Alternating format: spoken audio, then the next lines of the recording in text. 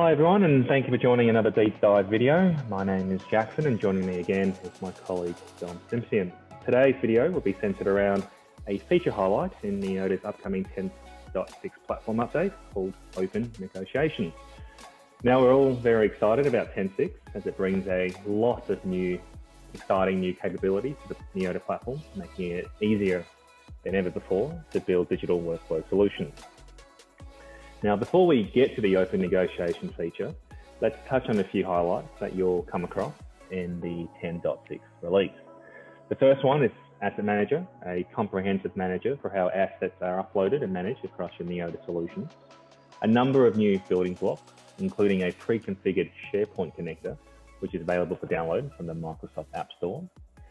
Numerous updates to Workflow and Canvas. Most importantly, the ability for email nodes in both Workflow and Canvas support any NDM sync MIME variable as an attachment.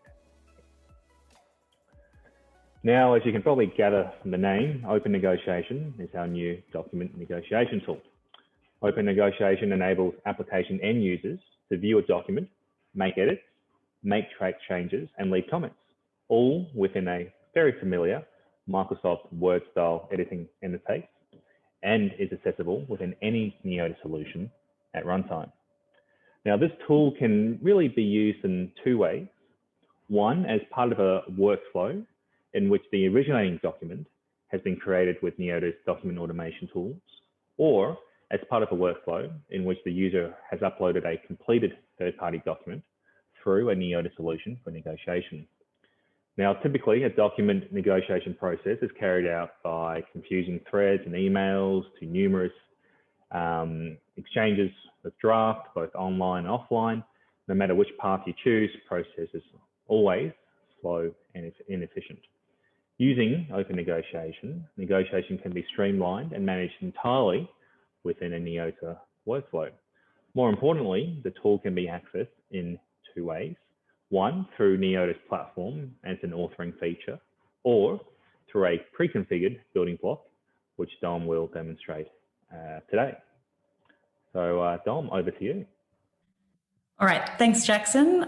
So what we've got here are two different workflows that show off our new open negotiation feature. So the first workflow that I'm going to jump into is our building blocks. So these will be available with the release of open negotiation. And what they do is basically make the feature really accessible in your workflow. So you can add the feature in yourself, and we'll show you what the feature looks like in a second, but you can also leverage these building blocks as a pre-built workflow for you. And it's basically a suggestion about how we thought you might want to use the feature. So what we've got here is a workflow between party A and party B, and it's a document negotiation workflow. So what happens is we've got this kind of start that starts with an email, and most likely what you'd have is an application task sitting in between here. And that application task is any way you want to get your document. So you could be automating a document with the Neoda toolbar, or you could be pulling a document from a database somewhere else. You'd basically be grabbing the document that you want to negotiate in that first step. Then we've got an email shooting off to party B. And in this application is where we see the open negotiation feature, where you can edit your document, add comments, all of the standard sort of track changes features online. And then what happens is basically if they don't want to make any changes, it finishes the workflow, and you could of course add whatever you'd like here. You could have e-signatures, storing your documents somewhere. You can use our building blocks to add that in if you'd like. Or you can have the party making some changes and they go down this path, which is where they send off another email and then it goes back to party A. Party A has a very similar interface to party B, where they can also make changes to the document, and then it just loops around.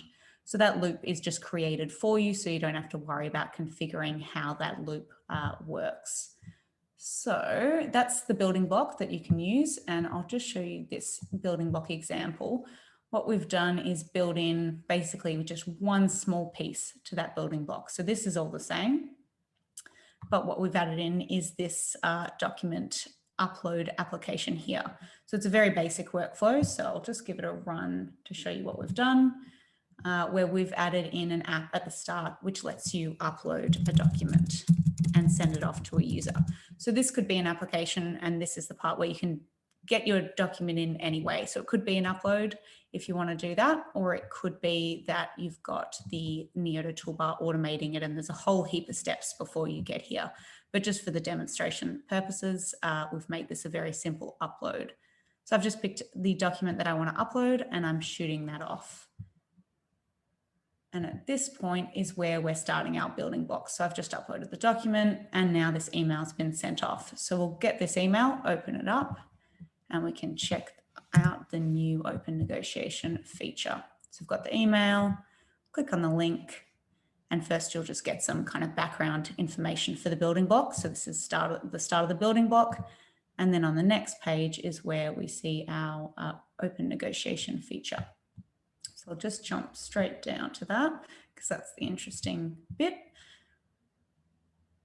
And here's our document. So this is the document that I uploaded, and you can see it's kind of in this Word style interface. So you can scroll down through the document, have a read through.